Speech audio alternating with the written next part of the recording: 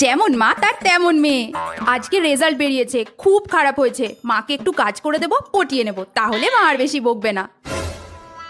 মা, ছাদে জামা কাপড়গুলো ছিল সব তুলে এনেছি। যা রোদ্দুর, না হলে রং জ্বলে যেত।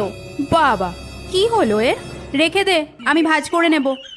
মা, দোকানে যাচ্ছি, কিছু কি আনতে হবে? তাহলে বলো, আসার সময় নিয়ে আসবো। বাবা, হলো কি এ মেয়ের? দেখ, টেবিলে লিস্ট রাখা আছে, আর টাকাও। ঠিক আছে। মেয়েটার হলো কি? এ তো এত ভালো মেয়ে নয়, কথা বলার আগেই কাজ করে দিচ্ছে। দেখতে হচ্ছে। মা, সব জিনিস নিয়ে এসে বাইরের টেবিলে রেখে দিয়েছি। আর এই নাও, তোমার জন্য একটা চকলেটও এনেছি। রেজাল্ট কই? এই রে, মা জেনে গেছে।